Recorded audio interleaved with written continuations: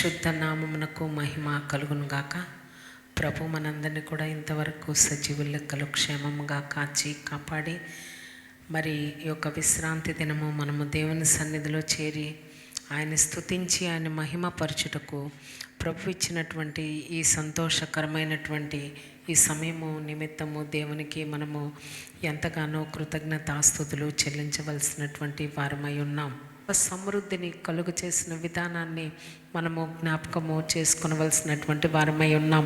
అయితే 1 నెలకో 2 నెలలకో కాదు, ప్రభు యొక్క అత్యధికమైనటువంటి అభివృద్ధి కానీ ఆశీర్వాదాలు కానీ ప్రభు మనకు అనుగ్రహించేది ఎప్పుడంటే శాశ్వత కాలం నుండి మన జీవిత దినాలన్నీ కూడా, మన బ్రతుకు దినాలన్నీ కృపాక్షేమములు ఆయురారోగ్యాలు మన వెంట వచ్చును. అందుకే దావీదు మహారాజ్ చాలా చక్కటి మాట తెలియచేశారు. ఏంటంటే, surely goodness and mercy shall follow all the days of my life. అంటే కృపాక్షేమములే నా వెంట వచ్చును.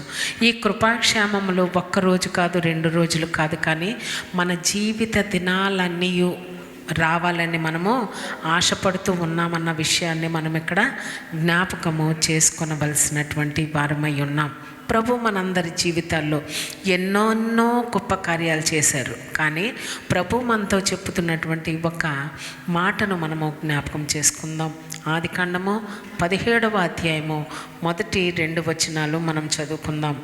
అబ్రాము 99 ఏళ్ల వాడైనప్పుడు యెహోవా అతనికి ప్రత్యక్షమై, అబ్రాము 99 ఏండ్ల వాడైనప్పుడు యెహోవా అతనికి ప్రత్యక్షమై, నేను సర్వశక్తి గల దేవుడను, నా సన్నిధిని నడుచుచు నిందారహితుడవై ఉండుము, నాకును నీకును మధ్య నా నిబంధనను నియమించి నిన్ను అత్యధికముగా అభివృద్ధి పొందించదనని అతనితో చెప్పాను. దేవుని పరిశుద్ధ నామమునకు మహిమ కలుగును గాక. ఇక్కడ అబ్రాము యొక్క ఏజ్ను మనం చూసినట్లయితే 99 సంవత్సరముల వయసు కలిగినటువంటి వాడుగా మనం ఆలోచిస్తాం. 99 సంవత్సరాల వయసు ఉన్నప్పుడు యెహోవా అతనికి ప్రత్యక్షమై, నేను సర్వశక్తి కలిగినటువంటి దేవుడును. అంటే ఇక్కడ మనం ఆలోచించినట్లయితే అబ్రహాము జీవితాన్ని మనం ఆలోచించినట్లయితే 2 మనిషి యొక్క జీవితాల్లో ఉంటాయి. అబ్రహాము రిలీజియస్ మ్యాన్ కాదు, అంటే నేను క్రైస్తవుణ్ణి కదా, నేను దేవుణ్ణి ఎరిగిన వాడిని కదా అని కాదు, కానీ దేవునితో తనకు రిలేషన్షిప్ కలిగినటువంటి విషయాన్ని మనం చూస్తాం.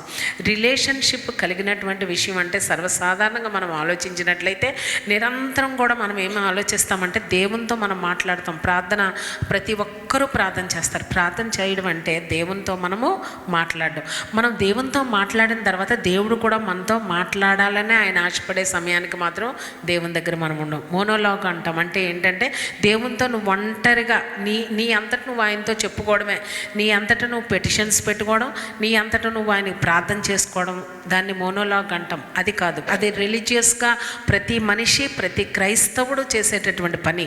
అయితే రిలేషన్షిప్ కలిగినప్పుడు ఏం జరుగుతుందంటే, నువ్వు ఆయనతో మాట్లాడినప్పుడు ఆయన కూడా నీతో మాట్లాడేటటువంటి స్వరాన్ని మనం వినగలిగి ఉండాలి. దేవుని పరిశుద్ధ నామమునకు మహిమ కలుగును గాక. రేనాడ్ బొంకే గారు ఒక చక్కటి మాట చెప్పారు. ఏంటంటే, ఎన్నో విధమైనటువంటి డిస్ట్రాక్షన్స్, వరల్డ్లీ వాయిసెస్ ఎన్నో ఉంటాయంట. ఈ అన్ని వాయిసెస్ ఉన్నా కూడా ఆయన ఎంత దేవునితో రిలేషన్ కలిగి ఉన్నాడంటే, ఆయన ఎంత నెమ్మదిగా విస్పర్ చేసినా కూడా ఈయన వినగలడంట. దేవుని పరిశుద్ధ నామమునకు మహిమ కలుగును గాక. అంటే మనందరి జీవితాలు మనం ఆలోచిస్తూ ఉంటాం. మనం ఇప్పుడు పెద్ద పెద్ద వాయిసెస్ పెట్టుకుని మనం ఏదైనా టీవీ కానీ లేకపోతే ఇంకోటి కానీ వాచ్ చేస్తూ ఉన్నప్పుడు మనకి మనిషి నెమ్మదిగా పిలిస్తే మనకు వినబడదు. కానీ మనం ఏది డెవలప్ చేసుకోవాలంటే, రిలీజియస్గా అందరూ ఉంటారు, రిలీజియస్గా ఉండడం ముఖ్యం కాదు, కానీ దేవునితో మనము రిలేషన్షిప్ మెయింటైన్ చేసేటటువంటి వారుగా ఉండాలి. అంటే ఇంకా ఇక్కడ మనం ఇంకా అబ్రాము అన్న పేరే మనం చూస్తాం, కానీ ఇంకా అబ్రహాముగా దేవుని యొక్క పేరు యాడ్ చేయబడినటువంటి విషయాన్ని మనం చూడం. అయితే మనం 15వ అధ్యాయం కూడా వెళ్తే, యెహోవా వాక్యము అబ్రామునకు దర్శనమందు వచ్చి, అంటే ప్రభువు తనతో తరచుగా మాట్లాడడం అబ్రాము అలవాటు చేసుకున్నటువంటి విషయం. అంటే ప్రభు పిలిస్తే తను పలికేటటువంటి రిలేషన్షిప్ మెయింటైన్ చేసినటువంటి విషయాన్ని మనం చూస్తాం. అలాగే మనం ఆలోచించినట్లయితే మనకి బాగా రిలేషన్షిప్ కలిగి ఉన్నటువంటి ఒక వ్యక్తి 1000 మంది సమూహాలు ఉన్నప్పటికీ కూడా ఆ 1000 మంది సమూహంలో కేకలు వేస్తున్నప్పుడు కూడా మనకి రిలేషన్షిప్ ఉన్నటువంటి వ్యక్తి యొక్క పిలుపు మనం వినగలం, ఆ స్వరాన్ని మనం క్యాచ్ చేయగలం, ఆ స్వరం మనం వినగలం. పిల్లలందరూ ఎంత హడావుడిగా చేసినా నువ్వు ప్రేమించి నీకు ఫెమిలియర్ అయినటువంటి నీ బిడ్డ అమ్మా అనగానే నీ గుండెల్లో గుచ్చుకుంటుంది, నీకు తెలుస్తుంది, నువ్వు వెంటనే ఇంటరాక్ట్ అవుతావు. అలాగే ఇక్కడ మనం ఆలోచించినట్లయితే అబ్రామునకు ఎంతమంది వాయిసెస్ తెలిసినా దేవుని యొక్క వాయిస్ ఎలా గుర్తుపట్టాలో తెలుసంట. అందుకే ప్రభు యోహాను సువార్తలో ఒక చక్కటి మాట అంటారు, ఏమంటే నా గొర్రెలు నా స్వరము వింటాయి. మన జీవితాల్లో ప్రస్తుతానికి ఆర్థిక ఇబ్బందులు, వ్యాధులు, సమస్యలు, వాతావరణ కాలుష్యాలు, ఎక్కడ చూసినా గందరగోళం ఉన్నటువంటి ఈ పరిస్థితుల్లో ఇవన్నీ పెద్ద పెద్ద వాయిసెస్ రేస్ చేసినటువంటి ఈ సందర్భంలో, వరల్డ్లీ వాయిసెస్ రేస్ చేసిన ఈ సందర్భాల్లో మనము దేవుని యొక్క స్వరము వినగలిగి ఉండాలన్న విషయాన్ని మనం ఇక్కడ జ్ఞాపకము చేసుకోవలసిన వారమై ఉన్నాం. అయితే ఈ 17వ అధ్యాయానికి వచ్చేటప్పటికి ఇప్పుడు అబ్రాము దేనికంటే దేవుని దగ్గర నుంచి ఒక మిరకల్ పొందడానికి రెడీగా తాను ప్రిపేర్ చేసుకున్నటువంటి విషయాన్ని మనం ఇక్కడ చూస్తాం. అయితే ఇక్కడ 2వ వచనం మనం చదువుకుందాం. నాకును నీకును మధ్య నా నిబంధనను నియమించి నిన్ను అత్యధికంగా అభివృద్ధి పొందించేదనని అతనితో చెప్పాను. అయితే దీనికి ముందు ఒక లైన్ ఉందో చూడండి, నా సన్నిధిలో నడుచుచు నిందారహితుడవై ఉండము. ప్రభువు కోరుకునేటటువంటి ఒక విషయం ఏంటంటే నా సన్నిధిలో నడుచుచు, నాతో నీ సమయాన్ని గడుపుచు నువ్వేం చేయాలంటే నాతో రైట్ లివింగ్, అంటే నిందారహితుడు, మనుషులెవరూ నిన్ను నిందించకుండా ఉండునట్లు నిన్ను నువ్వు ప్రిపేర్ చేసుకో. నా సన్నిధిలో నువ్వు నడుచుచు నిందారహితుడివై ఉండము. నిందారహితుడివై అంటే నాతోనూ నువ్వు సరిగ్గా ఉండు, నీ యొక్క పొరుగు వారితోనూ నువ్వు సరిగ్గా ఉంటే చాలు. నేను నీతో ప్రభు వాలంటరీగా, అంటే అబ్రాము యొక్క ప్రమేయం లేకుండా ఒక నిబంధన చేస్తారు. ఎందుకంటే నిబంధన అనేది మనం ఎప్పుడు మాట్లాడుకుంటాం, ఇద్దరు మనుషులకు సంబంధించినటువంటి విషయం. అయితే మానవుడు నిబంధన చేస్తే నిలబెట్టుకోలేడు కనుక తండ్రి అయినటువంటి యెహోవా అబ్రామును కన్సల్ట్ చేయకుండానే అబ్రాముతో డైరెక్ట్గా ఒక నిబంధన చేసినటువంటి విషయాన్ని మనం చూస్తాం. ఆ నిబంధన ఏంటంటే నిన్ను నేను అత్యధికముగా అభివృద్ధి పొందించేదనని అతనితో చెప్పాను. అంటే ఆయన చెప్పినట్టు ఎక్సీడింగ్లీ నేను నిన్ను మల్టిప్లై చేస్తాను. దేవుని పరిశుద్ధ నామమునకు మహిమ కలుగును గాక.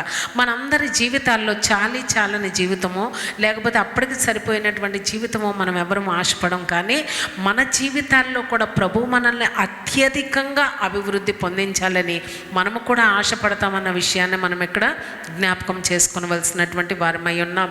అయితే ఈ కవెనెంట్లో ప్రభు చెప్తున్నటువంటి విషయం ఏంటంటే ప్రభువు ఎల్లప్పుడూ కూడా మానవునితో ఆయన నిబంధన చేయడానికి ఆయన ఇష్టపడుతూ ఉంటారు. అలాగే మనం క్రొత్త నిబంధనకు వెళ్ళేటప్పుడు కూడా ఆయన ఒక క్రొత్త నిబంధన చేశారు. కమ్యూనియన్ మనం తీసుకునేటప్పుడు ఆ వాక్యాన్ని మనము ఆలోచిస్తూ ఉంటాం, ధ్యానించుకుంటూ ఉంటాం. అయితే తండ్రి అయినటువంటి యెహోవా చేసేటటువంటి పని ఏమిటి అంటే ఆయన మానవునితో నిబంధన చేయాలనేటటువంటి ఆశ. ఎందుకంటే మానవుడు ఎప్పుడైతే దేవునితో రిలేషన్షిప్ పెంచుకుంటాడో ఇమీడియట్గా ప్రభు ఒక నిబంధన చేస్తారు. అంటే ఆయన ఎప్పుడు కూడా కవెనెంట్ మేకర్ అంట, కవెనెంట్ కీపర్ అంట, కానీ కవెనెంట్ బ్రేకర్ మాత్రం కాదు. అంటే ఆయన నిబంధన చేస్తారు, ఆ నిబంధనను నిలబెట్టుకుంటారు. ఆ నిబంధన మన దగ్గర నుంచి ఎన్నడూ తొలగిపోవాలని ఆయన ఆశపడరు, కానీ మానవుడే దానిని బ్రేక్ చేసుకుంటూ దేవునికి దూరంగా వెళ్ళిపోతాడన్న విషయాన్ని మనం ఇక్కడ జ్ఞాపకం చేసుకోవాలి. అంటే ప్రభు ఏం చేశారంటే ఐ విల్ ఎక్సీడింగ్లీ మల్టిప్లై, అంటే నిన్ను అత్యధికముగా, అంటే ఉన్నదానికంటే, ఊహించిన దానికంటే, అడిగిన దానికంటే, ఊహించిన దానికంటే అత్యధికంగా నేను నిన్ను ఆశీర్వదిస్తానని చెప్పినటువంటి విషయాన్ని మనం ఇక్కడ చూస్తాం. 4వ వచనంలోనికి మనం వెళ్ళినట్లయితే చక్కని మాట ఉంటుంది, ఇదిగో నేను నియమించిన నా నిబంధన నీతో చేసి ఉన్నాను, నీవు అనేక జనములకు తండ్రి అవుదు. అంటే ఈయన అబ్రామును పిలిచేటప్పటికి తండ్రి అయినటువంటి యెహోవా వాళ్ళెవరు అంటే అబ్రాము సారాయి కూడా మనం ఆలోచించినట్లయితే వాళ్ళిద్దరిని బేరన్ కపుల్ అంటే వాళ్ళిద్దరికీ కూడా ఫ్రూట్ఫుల్నెస్ అనేది లేదు వారి జీవితంలో.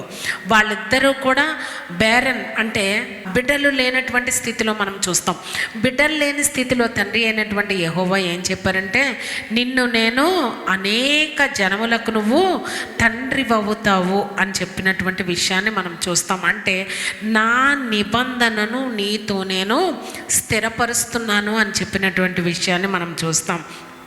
అలాగే మనకి క్రొత్త నిబంధన సిలువ తర్వాత మనకు ఉన్నటువంటి విషయం ఏంటంటే అన్నీ కూడా మనకి ప్రామిసెస్ అన్నీ కూడా వ్యాలిడ్ అయిపోయినటువంటి విషయాన్ని మనం చూస్తాం. 5వ వచనం ఒక్కసారి మనం చదువుకుందాం. మరియు ఇక మీదట నీ పేరు అబ్రాము అనబడదు, నిన్ను అనేక జనములకు తండ్రినిగా నియమించితిని గనుక నీ పేరు అబ్రహాము అనబడును. ఇక్కడ మనం ఆలోచించినట్లయితే నీ పేరు అబ్రాము అంటే వెంటనే తండ్రి అయినటువంటి యెహోవా అతనితో ఒక నిబంధన చేసి ఆ నిబంధనను స్థిరపరిచి దానికి ఒక కండిషన్ పెట్టి ఆ కండిషన్కి ఆయన యొక్క బ్లెస్సింగ్ దానికి యాడ్ చేసి ఆయన ఒక విషయాన్ని ఇక్కడ తెలియచేస్తున్నారు. ఏంటంటే నువ్వు అనేక జనములకు తండ్రి అవుతావు అన్న విషయాన్ని చెప్పి ఆయన యొక్క పేరును మార్చినటువంటి విషయాన్ని మనం అక్కడ చూస్తాం. ఎప్పుడైతే ఆ పేరు మార్చారో అబ్రాము యొక్క జీవితం అబ్రహాముగా మార్చబడిందంటే టోటల్గా తన యొక్క లైఫ్ అంతా చేంజ్ అయిపోయిందంట. దేవుని పరిశుద్ధ నామమునకు మహిమ కలుగును గాక. 5వ వచనంలో ఐ మేడ్ యు అని ఉంటుంది ఇంగ్లీష్ బైబిల్లో మనం చూసినట్లయితే. 6వ వచనానికి వచ్చేసరికి ఐ విల్ మేక్ యూ, మళ్ళీ 6వ వచనం కూడా ఒకసారి చదవండి. అత్యధికముగా సంతానాభివృద్ధి కలుగు చేస్తాను, నీలో నుండి జనములు వచ్చినట్లు నియమించుదును, రాజులను నీలో నుండి వస్తారు. 7వ వచనం కూడా చూడండి. నేను నీకును నీ తరువాత నీ సంతానమునకును దేవుడనై ఉండునట్లు నాకును నీకును నీ తరువాత వారి తరములలో నీ సంతతికి మధ్య నా నిబంధనను నిత్య నిబంధనగా స్థిరపరచదు.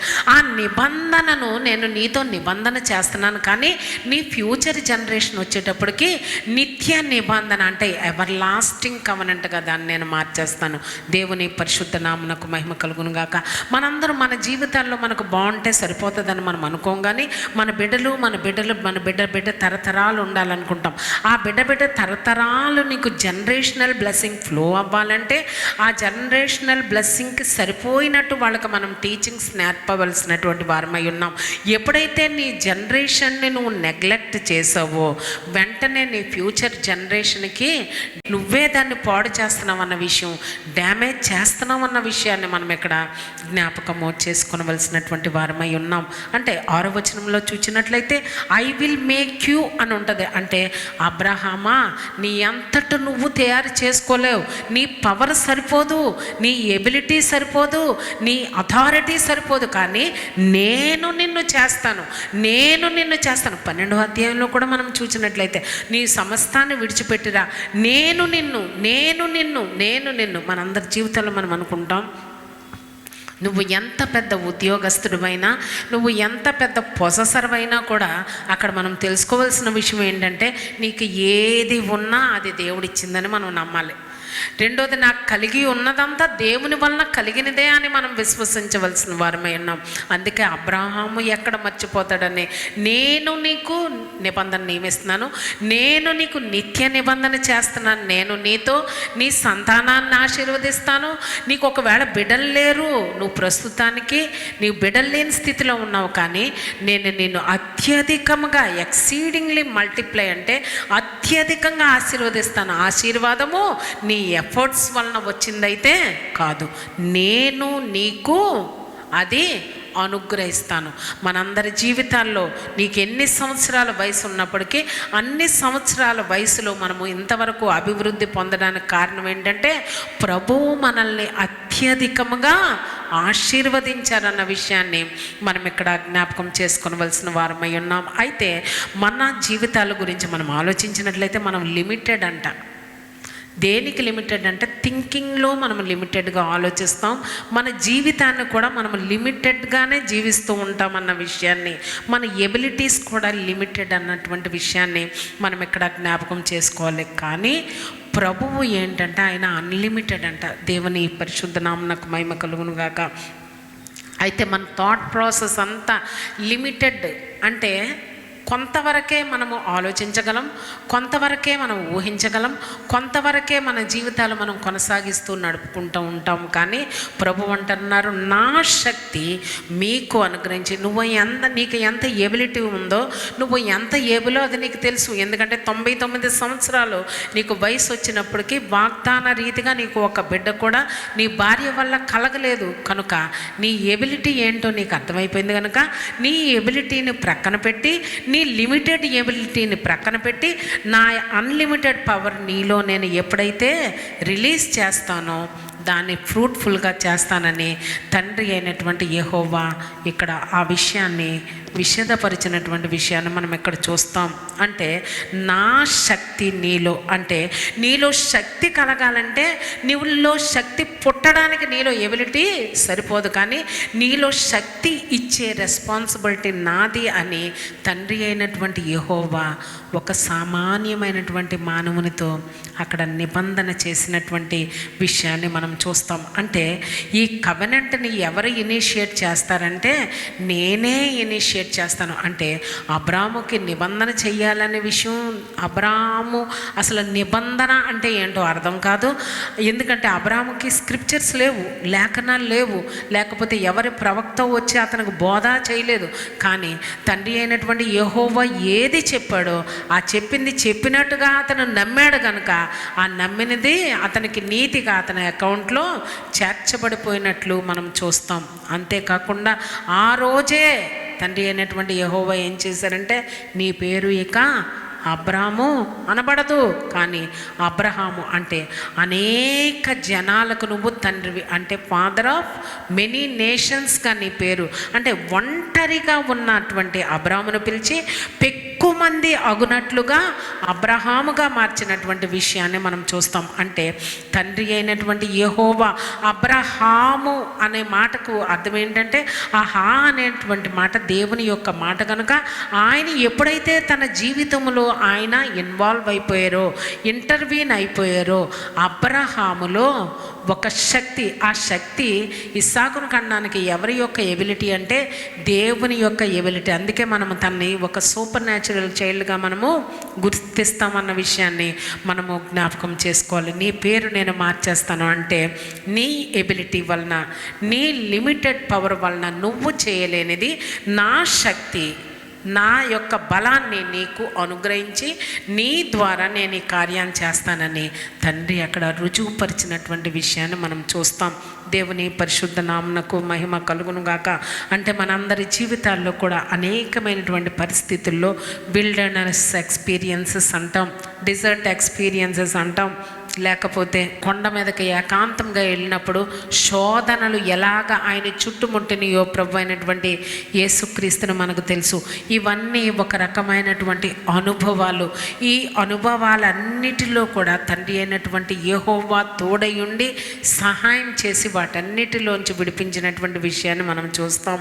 అలాగే మనందరి జీవితాల్లో కూడా అనేకమైనటువంటి కుటుంబ పరంగా, సంఘపరంగా, సమాజపరంగా, దేశపరంగా అనేకమైనటువంటి సమస్యలు, అనేకమైనటువంటి వాయిసెస్, అనేకమైనటువంటి ఈ సౌండ్స్ వచ్చేటటువంటి పరిస్థితుల్లో దేవుని యొక్క స్వరము, దేవుడు మనతో మాట్లాడినటువంటి వాగ్దానాలు, దేవుడు మనకిచ్చినటువంటి వాగ్దానాలు నెరవేర్చబడాలి అంటే మనము దేవుని యొక్క మాట వినవలసినటువంటి వారమై ఉన్నాం. మీరు అన్ని అధ్యాయాలు చూచినట్లయితే నేను సర్వశక్తి కలిగిన దేవుణ్ణి, ఎవర్ లాస్టింగ్ కవెనెంట్ చేస్తాను, నేను ఎవర్ లాస్టింగ్ గాడ్ని అనేటటువంటి విషయాన్ని, ఆల్ మైటీ గాడ్, నేను నీ కేడము, నీ బహుమానం అత్యధికమవుతుంది. ఎన్నో రకాలైనటువంటి వాగ్దానాలు తండ్రి అయినటువంటి యెహోవా అబ్రాహామునికి ఇచ్చినటువంటి విషయాన్ని మనం చూస్తాం.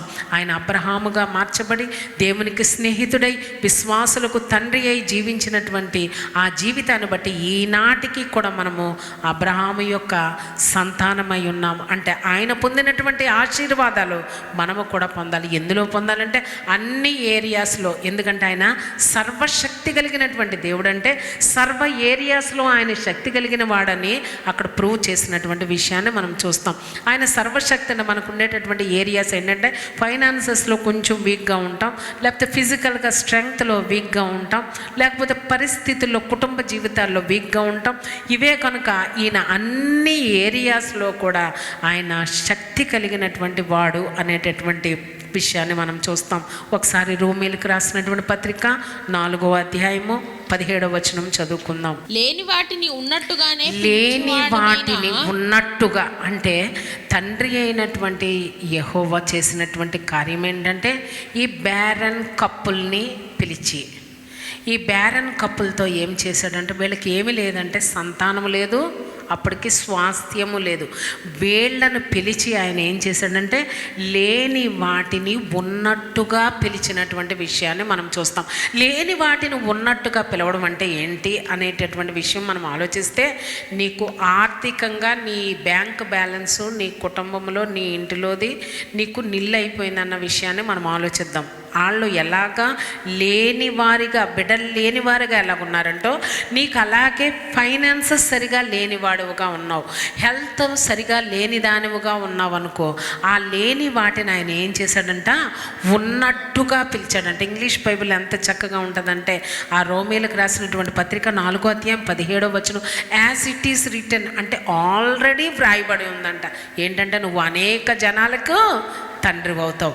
అంటే అప్పటికి మనం ఆలోచించినట్లయితే నువ్వు అనేక జనాలకు నువ్వు తండ్రి అవుతావు అన్నప్పుడు అసలు బిడ్డలు ఉన్నారా? లేరు. కానీ అబ్రహాము నమ్మాడా? నమ్మాడు. ఇప్పుడు అబ్రహాము యొక్క సంతానమైనటువంటి మనము దేవుని మాట నమ్మాలా లేదా? నమ్మాలి. ఎందుకు నమ్మాలంటే నువ్వు అబ్రహాము యొక్క సంతానం అయితే నమ్ముతావు. ఏమని నమ్మాలంటే నిన్ను అత్యధికంగా అభివృద్ధి పరుస్తానన్నటువంటి మాట నువ్వు నమ్మాలంట. ఆ మాట నమ్మి ఆ మాట పట్టుకొని నువ్వు అనుకుంటావు. చాలాసార్లు మనం కొట్టుమిట్లాడిపోతూ నదులు కొట్టుకుపోతూ ఉంటారు అనుకోండి, వాళ్ళకి లైఫ్ బోట్ పంపించారనుకోండి, ఇది నన్ను రక్షిస్తుందా రక్షించదా, ఎక్కడ పట్టుకోవాలని ఆలోచించడు, ఎక్కడ వీలైతే అక్కడ పట్టుకుంటాడు. పట్టుకున్నది అది ఏం చేస్తుందంటే ఒడ్డుకు తీసుకుని వస్తున్న విషయాన్ని మనం చూస్తాం. అలాగే నీకు వాగ్దానం ఎక్కడ పట్టుకోవాలో, ఏ సమయంలో పట్టుకోవాలో, అర్ధరాత్రి పట్టుకోవాలో ఎవరో చెప్పాలా అనుకోద్దు. నీకు తెలిసినటువంటి వాగ్దానం, ఈ వాగ్దానాలు అందరూ స్వతంత్రించుకోవచ్చు కనుక ఈ వాగ్దానాన్ని నువ్వేంటంటే నీకు ఏ సమయంలో అవసరమో, ఏ పరిస్థితుల్లో అవసరమో ఆ పరిస్థితుల్లో నువ్వు దాన్ని పట్టుకుంటే నిన్ను సురక్షితంగా నడిపిస్తుంది. దేవుని పరిశుద్ధ నామమునకు మహిమ కలుగును గాక. అంటే ఆయన లేని వాటిని ఉన్నట్టుగా, అంటే ప్రభువు ఆల్రెడీ అత్యధికంగా నేను నిన్ను అభివృద్ధి పరుస్తానన్నటువంటి మాటను ఆయన ఆల్రెడీ హెవెన్స్లో రిలీజ్ చేశారు. ఆయన రిలీజ్ చేసిన దాన్ని మనం చేయాల్సిన పని ఏంటంటే భూలోకంలోనికి నువ్వు స్వతంత్రించుకొనవలసినటువంటి వారంగా ఉన్నాం. దేవుని పరిశుద్ధ నామం. దానికి నువ్వు వాడవలసింది ఒకటి ఏంటంటే విశ్వాసము. ప్రభుతో నువ్వు కోఆపరేట్ చేయాలి, ప్రభుతో నీ అగ్రీ అవ్వాలి, ప్రభువుకి నీ విశ్వాసాన్ని కనుపరుచుకోవాలి. ఏది ఏమైనప్పటికీ ప్రభువు నన్ను అత్యధికంగా అబ్రహామును అత్యధికంగా అభివృద్ధి పరిచాడు అన్నటువంటి విషయాన్ని తెలుసుకున్నటువంటి మనము మన జీవితంలో దేవుని బిడ్డలుగా మార్చబడిన తర్వాత, అబ్రహాము సంతతిగా మనం మార్చబడిన తర్వాత, అబ్రహాము కుమారులుగా కుమార్తెలుగా మార్చబడిన తర్వాత అబ్రహాముకు ఉన్నటువంటి స్వాస్థ్యం మనం పొందుతామా లేదా? మనం పొందుతాము అన్నప్పుడు అబ్రహాము సింపుల్గా ఎలాగ దేవుణ్ణి నమ్మాడో మనము అలా నమ్మాలి. తండ్రి అయినటువంటి యెహోవా చెప్పింది ఒకటే మాట, నువ్వు నా సన్నిధిలో నివసించుచు నిందారహితుడివై ఉండు. ఈ కండిషన్ నువ్వు చేయగలిగితే నిన్ను ఎక్సీడింగ్గా నేను మల్టిప్లై చేస్తాను. దేవుని పరిశుద్ధ నామమునకు మహిమ కలుగును గాక. దేవుని సన్నిధిలో నివసించుచు మనం ఒక్క విషయాన్ని నేను మీకు తెలియచేస్తాను. మన పిల్లలు ఒంటరిగా వాళ్ళు వన్ వే ట్రాఫిక్లో మాట్లాడుతూ ఉంటే నువ్వు సమాధానం చెప్పకపోతే వాళ్ళు ఏమనుకుంటారు? మన దేవుడు మాట్లాడే దేవుడు, సర్వశక్తి కలిగినటువంటి దేవుడు, ఆయన వాక్కును పంపి మనల్ని ధైర్యపరిచే దేవుడు. అనేక సందర్భాల్లో మన కన్నీరు తుడిచినటువంటి దేవుడు. లేని వాటిని ఉన్నట్టుగా పిలవడం అంటే ఏంటంటే, ఆదికాండం 1వ అధ్యాయం, మనం దాని దగ్గరికి వెళ్ళక్కర్లేదు, కానీ అక్కడ ఏమనుంది, వెలుగు కమ్మని పలుకగా వెలుగు కలిగాను అన్న మాట మనం చదువుతాం. అంటే అక్కడికి చీకటి ఉందా లేదా? చీకటి ఉండబట్టే ఆయన వెలుగు కమ్మని. ఏంటి చీకటి ఉంది, ఈ చీకటిని నేను మారుస్తాను, యేసు నామములో చీకటి నువ్వు బయటకు వెళ్ళిపో, వెలుగు వస్తుందని ఏమన్నా చెప్పాడా? మనందరం మన జీవితాల్లో లేని, ఒకవేళ ద్రవ్యం ఆర్థిక ఇబ్బందుల్లో నువ్వు ఉన్నావనుకో, నీకు సరిపోయి చాలినటువంటి డబ్బు ఉందనుకో, నువ్వేం చేస్తావంటే డబ్బు లేదు అనుకుంటావు. డబ్బు లేదు అనకూడదంట. ఆయన ఐశ్వర్యము చొప్పున నన్ను ఐశ్వర్యవంతుడిగా చేసావు కదా ప్రభా, నేను ఐశ్వర్యవంతుడే, ఎందుకంటే నువ్వు ఐశ్వర్యవంతుడవు గనుక అని నువ్వు ఎప్పుడైతే పలుక్కుంటావో వెంటనే ఆయన ఏం చేస్తారంట, నీకు ఏది అవసరమో ఆ అవసరతకు అడుగు వాటికంటేను, ఊహించు వాటికంటేను అత్యధికముగా అనుగ్రహించేటటువంటి దేవుడు మనకున్నాడంట. మహిమలో మీ ప్రతి అవసరమును తీరుస్తాను. నువ్వు ఆ కండిషను, ఆ సిచ్యుయేషను, ఆ పరిస్థితిని పలకూడదంట. ఏం పలకాలంట? లేని వాటిని ఉన్నట్టుగా. నీ దగ్గర ద్రవ్యం లేదు, నీకు సరిపోని దాన్ని ఏం పలకాలంట? ప్రభా, నువ్వు నాకు సమృద్ధిని అనుగ్రహించావు. ఎందుకంటే ఆల్రెడీ ఆయన హెవెన్స్లో ఆ సప్లై ఆయన నీ పేరు పెట్టి స్టోర్ చేసి ఉంచారు కనుక నువ్వు వెళ్ళి దాన్ని ఏం చేయాలంట? డ్రా చేసుకోవడం నీ పని. బ్యాంక్ మేనేజర్ నీ దగ్గరకు వచ్చి ఇవ్వడు, కానీ నువ్వే బ్యాంక్ దగ్గరికి వెళ్ళి నీ పేరు పెట్టి నీ పేరు మీద ఉన్న వాటిని నువ్వు ఎలా డ్రా చేసుకుంటావో, అలాగే నీ పేరు మీద వ్రాయబడినటువంటి దేవుని దగ్గర ఉన్నటువంటి ఆ ఎక్సీడింగ్ మల్టిప్లికేషన్ ఆఫ్ బ్లెస్సింగ్స్ని నువ్వు డ్రా చేసుకోవాలంట. అది డ్రా చేసుకునేది ఎక్కడంటే దేవుని సన్నిధిలో మాత్రమేనంట. దేవుని సన్నిధిలో నువ్వు ఆరాధన చేసినప్పుడు అటు ఇటు చూడకుండా నువ్వేం చేస్తావు చెప్పండి? ఇంకొకరు దొంగిలకుండా నీ ద్రవ్యాన్ని నువ్వు ఎలా దాచుకుంటావో, ప్రభువు నువ్వు ఏదన్నా అడిగినప్పుడు నువ్వు తీసుకున్న మెరకిలు కూడా ప్రక్కకు తెలియకుండా నీ గుండెల్లో, నీ విశ్వాస హృదయంలో దాన్ని భద్రపరచుకొని దాన్ని నువ్వు వాడుకో. దానికి నీకు కావాల్సింది విశ్వాసము, ఆరాధన. విశ్వాసముతో నువ్వు చేసినప్పుడు నీకు ఏది కావాలో అది ప్రభువు అనుగ్రహిస్తారు. ఎందుకంటే నువ్వు అడిగినప్పుడు నువ్వు అడుగు వాటికంటేను, ఊహించు వాటికంటేను అడుగు వారికి ఆయన మరి నిశ్చయముగా అనుగ్రహించును. దేవుని పరిశుద్ధ నామమునకు మహిమ కలుగును గాక. అంతేకాకుండా అన్ని పరిస్థితులు బాగులేనప్పుడు మనకేం కనబడుతుంది? అదే కనబడుతుంది. కనబడినప్పుడు మనం ఏం పలకాలంటే, నీ చుట్టూ ఉన్నటువంటి పరిస్థితులు నువ్వు కావలసిన పరిస్థితిగా మేనిఫెస్టేషన్ నీకు కావాలంటే, నువ్వు అనుకున్నది నీకు జరిగినట్టు నువ్వు చూడాలి అనుకుంటే ముందు నువ్వు పలకాలంట. తండ్రి అయినటువంటి యెహోవాను మనం ఆలోచించినట్లయితే వెలుగు కమ్మని పలుకగా. చీకటి గురించి ఆలోచించొద్దు, చీకటి గురించి మాట్లాడొద్దు, కానీ నీకు ఏ పరిస్థితి కావాలో, నీ సరౌండింగ్స్ ఎలా ఉండాలో, నీ అట్మాస్ఫియర్ ఎలా ఉండాలో మనం పలుక్కున్న మాట మనకి జరుగుతుంది అన్న విషయాన్ని మనం ఇక్కడ జ్ఞాపకం చేసుకోవాలి. ఎందుకంటే తండ్రి అయినటువంటి యెహోవా ఆయన యొక్క పవరు అన్లిమిటెడ్గా ఏనాడో మన కొరకు రిలీజ్ చేశారంట. దేవుని పరిశుద్ధ నామమునకు మహిమ కలుగును గాక. రిసోర్సెస్ ఆఫ్ హెవెన్ ఎక్కడున్నాయంట? అన్లిమిటెడ్గా ఆల్రెడీ నీ పేరు మీద ఉన్నాయంట. ఉన్నటువంటి వాటిని నువ్వు పలుక్కుని నువ్వేం చేయాలంట? స్వాధీనపరచుకొనవలసినటువంటి వారమై ఉన్నాం. ఏమండి, ఈ రోజుల్లో మీరు యూట్యూబ్ తెరిస్తే అనేక మంది సేవకులు దేవుని యొక్క వాక్యం చెప్తున్నారు, కానీ అబ్రహామునకు ఆలోచించినట్లయితే ఆయనకి లేఖనాలు లేవు, ఒక ప్రవక్త వెళ్ళి చెప్పలేదు, ఒక సండే సర్వీస్ లేదు, ఒక బుధవారం ప్రార్థన లేదు, ఒక నెలాఖరు ప్రార్థన లేదు, ఆయన ఎంకరేజ్ చేసేవాళ్ళు లేదు. దేవుడు ఇలా చెప్తే ఇలా చేస్తాడు. ఇప్పుడు మనము అక్కడ ఆల్రెడీ జరిగి ఉన్నాయి కనుక, మనకు వ్రాయబడి ఉన్నాయి కనుక, మనం ఈరోజు ఈ చదువుకుంటూ దాన్ని మనం డిక్లేర్ చేసుకుంటూ మన విశ్వాస జీవితాన్ని మనం ముందుకు కొనసాగిస్తూ ఉన్నాం. మనం ఎంత ధన్యులము ఒకసారి మనము ఆలోచన చేయవలసిన వారమై ఉన్నాం. అదే రోమిలికి రాసిన పత్రిక 4వ అధ్యాయం 21వ వచనం మనం చదువుకుందాం. దేవుడు అబ్రాహాముతో చెప్పాడు, లేని వాటిని ఉన్నట్టుగా పిలిచేటటువంటి దేవుడు ఆల్రెడీ ఆయన చెప్పేశాడు, యాజ్ ఇట్ ఈజ్ రిటర్న్, అంటే ఆల్రెడీ వ్రాయబడి ఉన్నది. నువ్వు అనేక జనాలకు తండ్రి, అంటే నువ్వు పుట్టక మునుపే మన జీవిత దినాలన్నీ, మన డెస్టినేషన్ చేరేంత వరకు మన జీవితం యొక్క ప్రోగ్రాం అంతా దేవుడు వ్రాసి ఉన్నాడంట. దేవుని పరిశుద్ధ నామమునకు మహిమ కలుగును గాక. ఆ 4వ అధ్యాయం 21వ వచనం ఒకసారి చూడండి. దేవుని మహిమపరిచి ఆయన వాగ్దానం చేసిన దానిని నెరవేర్చుటకు సమర్థుడని రూఢిగా విశ్వసించి విశ్వాసము వలన బలము నొందెను. రూఢిగా విశ్వసించి, పర్స్యూడెడ్ అని ఉంటుంది ఆ బైబిల్లో. అంటే కన్విన్స్డ్ అంటే అర్థం ఏంటంటే, నువ్వు ఒక మాట చెప్పావు, నేను ఒక మాట చెప్పాను, కానీ నువ్వు కొంచెం అటు ఇటు వేవర్ అవుతూ ఉంటావు, స్టాగర్ అవుతూ ఉంటావు. అలాంటి సమయంలో నిన్ను నేను ఒప్పించగలిగిన కెపాసిటీ ఉండాలి నా మాటల ద్వారా, నా క్రియల ద్వారా. అలాగే అబ్రహాము కూడా ఏమయ్యాడంట, కన్విన్స్డ్ అంటే తనకు తెలియదు, స్టాగర్ అయిపోతాడు, వేవర్ అయిపోతూ ఉంటాడు. అమ్మో ఇది ఇలా అంటున్నాడు, నాకు 99 ఏళ్ళు పిల్లలు లేరు, ఇప్పుడు ఈయన చెప్పేస్తే పుట్టేస్తారా అని కొంచెం తను అటు ఇటు అవుతూ ఉండొచ్చు. కానీ దేవుడు చెప్పింది ఆయన చేయుటకు శక్తి కలిగినటువంటి వాడు. ఆయన యొక్క శక్తిలో ఆ ఎబిలిటీ ఉంది, ఆయన యొక్క శక్తిలో ఆ క్యాపబిలిటీ ఉంది, ఆయనది అన్లిమిటెడ్ పవర్ అని ఇతను ఏం చేశాడంట, రూఢిగా విశ్వసించాడంటే అక్కడ మనకు పూర్తిగా అర్థం అవ్వాలి అంటే ప్రభువు తనను కన్విన్స్ చేశాడంట.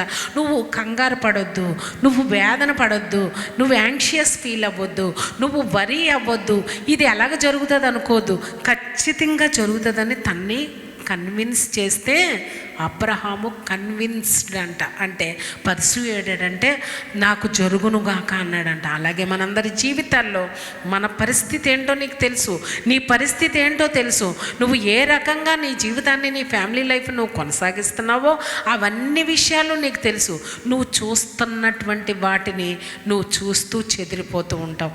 కానీ ప్రభు చెప్తున్నాడంట, నేను గతంలో చేయలేదా, మొన్న చేయలేదా, నిన్న చేయలేదా, కొన్ని ఇయర్స్ క్రితం చేయలేదా, నీ పితరులకు చేయలేదా, నీకు చేయలేదా, నిన్న చేయలేదా, ఇవాళ మార్నింగ్ చేయలేదా, ఇప్పుడు చేస్తానని నువ్వెందుకు నమ్మట్లేదు?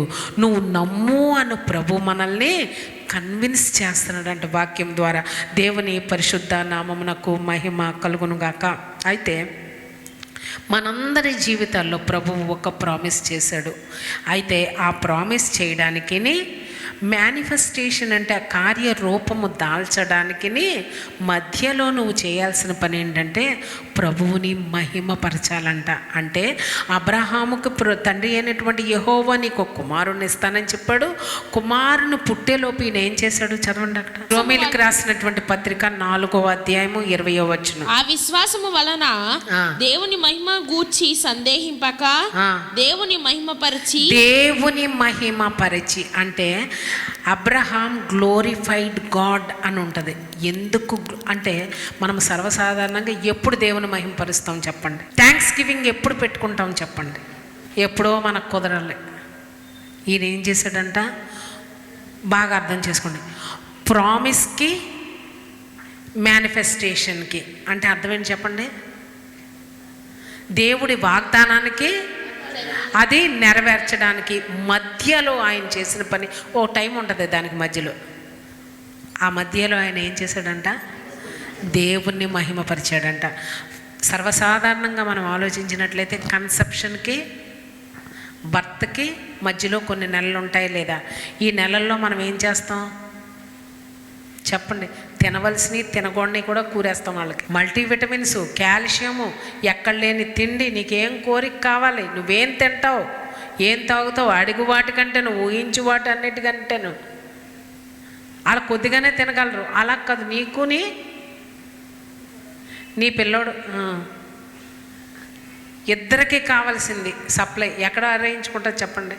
అంటే ఏంటంటే నువ్వు ఎలా సప్లిమెంట్స్ ఇచ్చేసి గ్రోత్కి నువ్వు హెల్ప్ చేస్తావో దేవుని యొక్క ప్రామిస్కి దేవుడు జరిగించేటటువంటి నీకు జరిగేటటువంటి ఆ మేనిఫెస్టేషన్స్కి గ్యాప్ ఉంటుందంట, ఇన్ బిట్వీన్ అంటాం. ఆ మధ్యలో నువ్వు చేయాల్సింది ఏంటంటే దేవుని మహిమపరచాలంట. దేవుని పరిశుద్ధ నామమునకు మహిమకలు. అదేంటంటే జరగకముందు ఎలా మహిమపరుస్తావు? నువ్వు మహిమపరచు చూడు. నువ్వు మహిమపరిస్తే అంతరాయాలన్నీ కూడా ఆగిపోయి ఆ కార్యం జరిగిపోతుంది.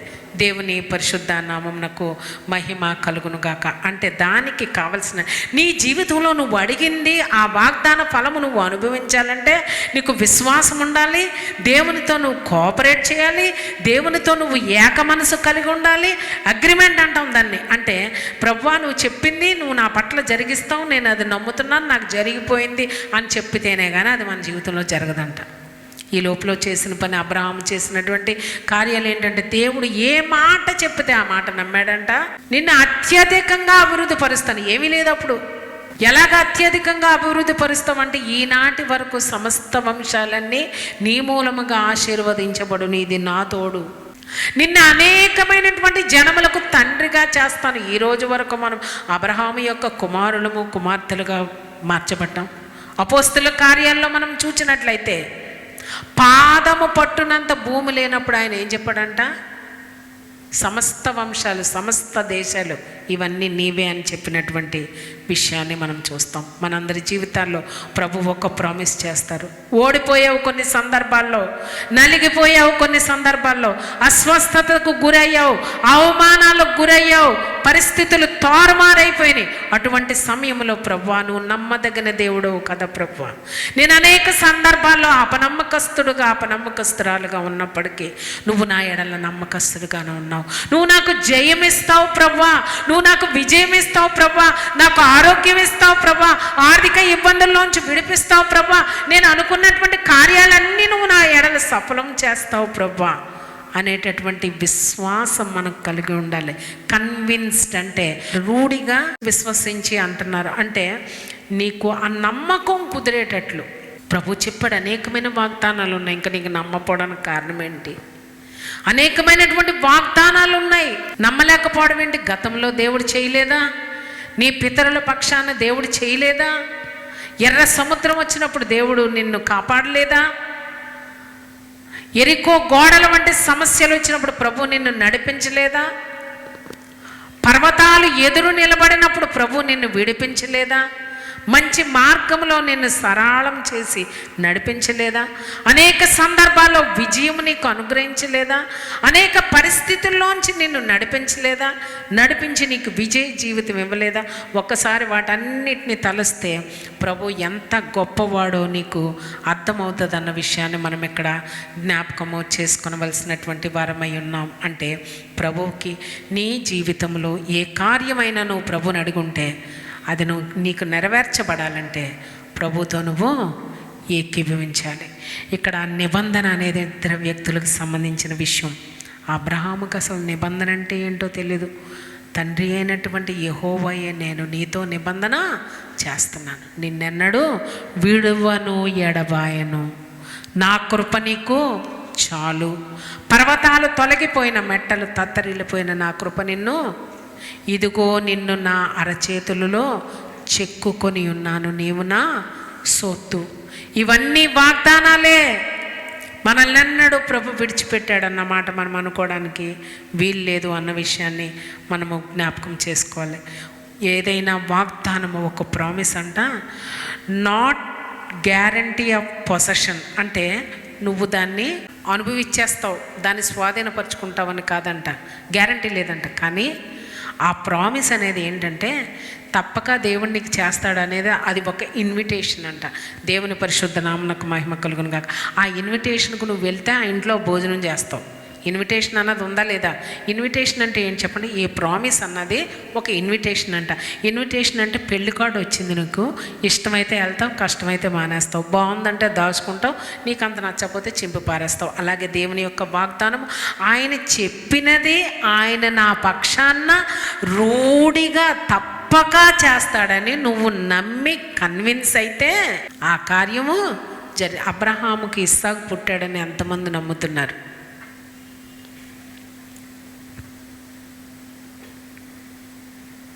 అవునా కదా? పుట్టాడా? నీ జీవితంలో నువ్వు అనుకున్న దానికి నువ్వు జన్మనిస్తావా లేదా? మీరు ఏవైతే డ్రీమ్స్, ఏవైతే కలలు కన్నారో అవన్నీ జరగాలని ఎంతమంది విశ్వసిస్తున్నారు? జరుగుతుందా? జరగదా? ఎలా జరుగుతుంది? విశ్వాసానికి తండ్రి అయినటువంటి అబ్రహాం ఏం చెప్పాడంటే, నాకు జరిగింది మీకు కూడా జరుగుతుందని మనకు చూపించాడు. రెండవదిగా మనం ఆలోచించినట్లయితే దానికి కొన్ని కండిషన్స్ ఉన్నాయి. ఆ కండిషన్స్ ఏంటో ఒకసారి చెప్తారా? Simple conditions. నా సన్నిధిలో నివసిస్తూ నిందారహితుడివై ఉండు. తర్వాత నువ్వు నమ్మవేమో, నువ్వు నమ్మాలి. తర్వాత విషయం మనం ఏమనుకున్నామంటే, ఇన్విటేషన్ వచ్చింది. ఇన్విటేషన్ ఏం చెప్పండి? ఒక వాగ్దానము, ఒక ఇన్విటేషన్ అంట. ఇన్విటేషన్ వచ్చినప్పుడు విడమర్చి చెప్తాను నీకు. దేవుని సన్నిధికి నువ్వు వచ్చినప్పుడు ఏం చేయాలి చెప్పండి? ఒక వాగ్దానం తీసుకున్నవాడు ఒకడు కావాలి. నాకు 3-4 అవసరం ఉంది. ఆ 3-4 అవసరం ఉంది అంటే ఏంటి? కొంచెం ఎక్స్ట్రాలు ఏం చేసుకుంటే నా ఇష్టం అది. అవునా? ఎయినన్న మాట మాత్రం ఆయన అండం. ఒకే ఒక నీటితో ఎంతమంది వచ్చారు చెప్పండి? అబద్ధాలు ఆడకుండా ఒకే ఒక్క అవసరంతో ఎంతమంది వచ్చారు చెప్పండి? కాదు. 3, 4, 5, 6 నువ్వు చెప్పొద్దు, నువ్వు చెప్పు, అది వద్దు. అన్ని అవసరాలతో వస్తే ఆయన సర్వశక్తి కలిగినటువంటి దేవుడు కనుక అన్ని ఏరియాస్లో నువ్వు అడిగిన దానికంటే, ఊహించిన దానికంటే కొంచెం ఎక్కువే వేసి మనకు పెడతాడంట. దానికి ఒక కండిషన్ ఉందంట. ఏంటంటే నీ ఆరాధన అంటే నీ వెసల్ ఎలాగుందో కూడా చూసుకో. ముందు ఆ వెసల్ని సరి చేసుకోవాలి. ఆ కంటైనర్ కరెక్ట్గా ఉందో లేదో తెలుసుకోవాలి. అంటే దేవుని సన్నిధిలో నివసించుచు నిందారహితుడివై ఉండు అనేదే నీ వెసలు, నీ హృదయము.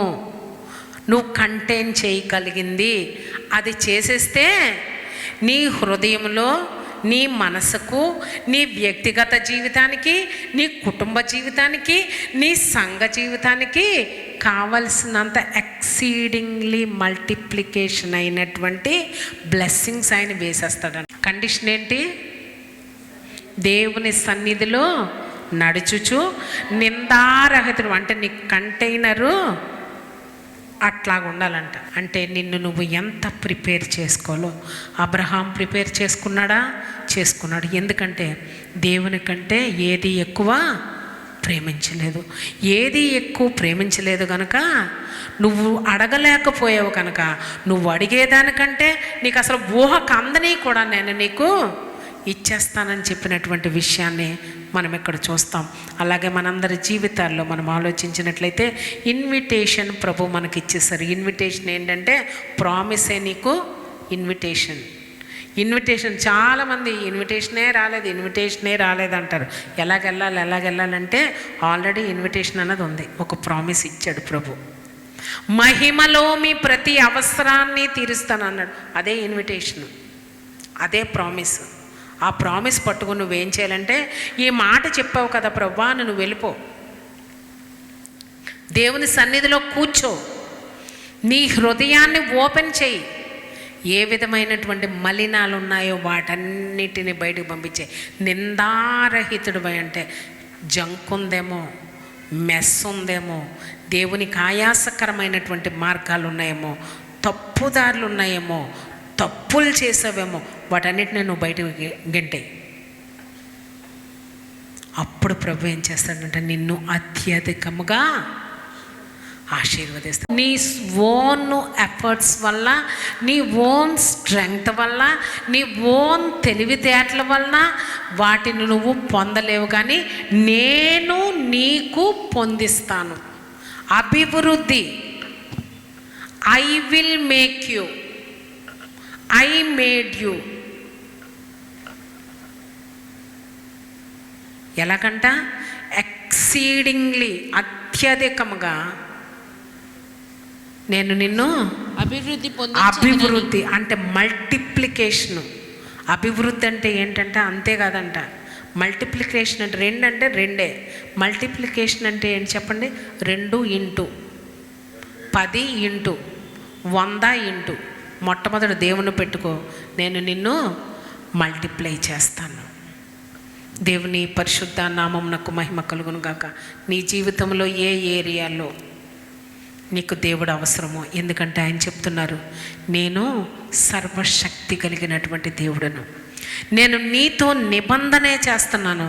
ఇవన్నీ జరిగిన తర్వాత, నీ పేరు మార్చబడిన తర్వాత నీతో నేను ఏం చేస్తానంట? ఎవర్ లాస్టింగ్ కవెనెంట్ అంట.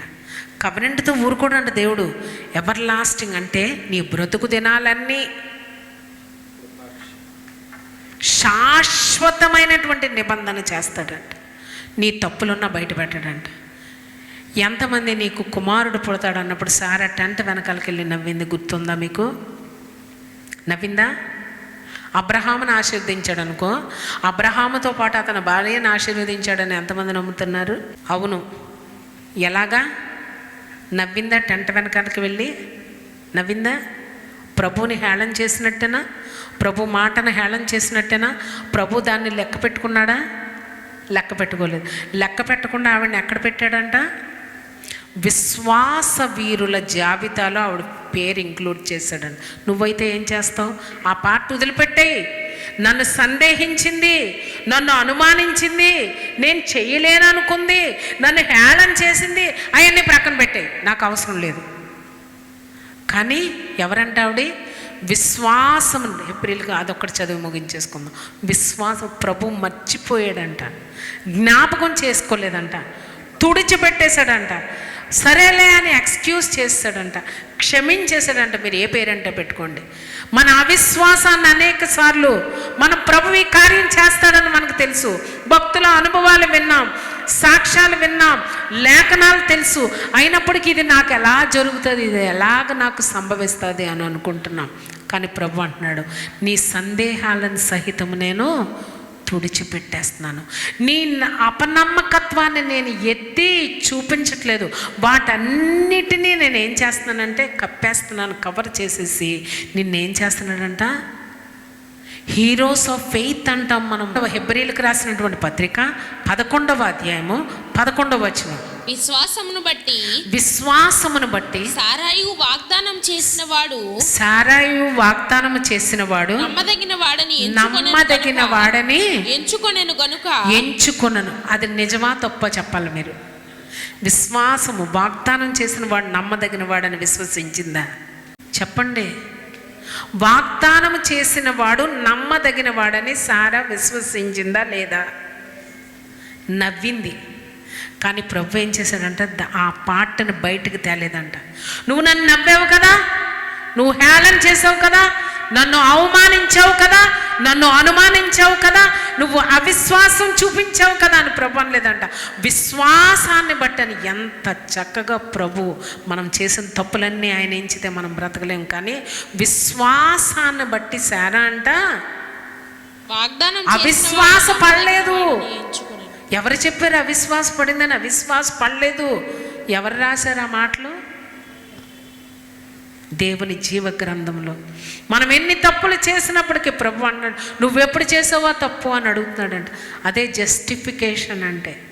సిలువలో ఆయన మరణించిన తర్వాత మన పాపాలు, మన రోగాలు, మన శాపాలు అన్నీ ఆయన మీద వేసుకుని మనల్ని నీతిమంతులుగా చేశాడంటే అర్థం ఏంటంటే, జస్టిఫికేషన్ అంటే ఏంటంటే, నువ్వెప్పుడు చేసావా తప్పు?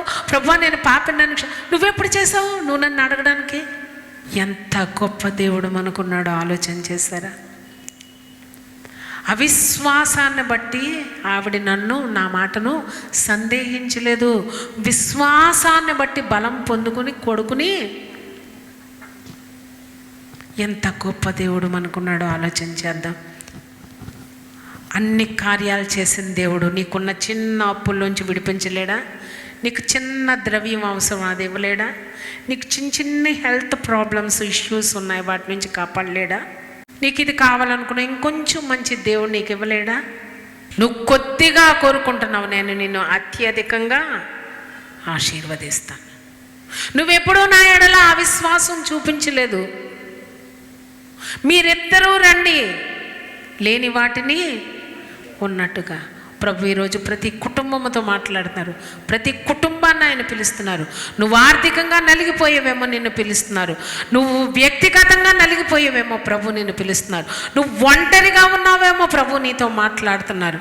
ఏ కొదువ ఉందో నువ్వు మనుషులకు చెప్తే మనుషులు తీర్చరు, కానీ సర్వశక్తి కలిగినటువంటి దేవుడు నీకున్నాడు కనుక ఆయన నీతో నాతో మాట్లాడుతున్న మాట, నిన్ను అత్యధికంగా అభివృద్ధి పొందిస్తాను. నువ్వు పొందుతావు కాదు, నీ ఓన్ ఎఫర్ట్ వల్ల కాదు, నీ స్ట్రెంగ్త్ వల్ల కాదు, నీ ఎబిలిటీ వల్ల కాదు, నీ పవర్ వల్ల కాదు, నేను నిన్ను అత్యధికంగా అభివృద్ధి పొందిస్తాను. I will make you, I already made you.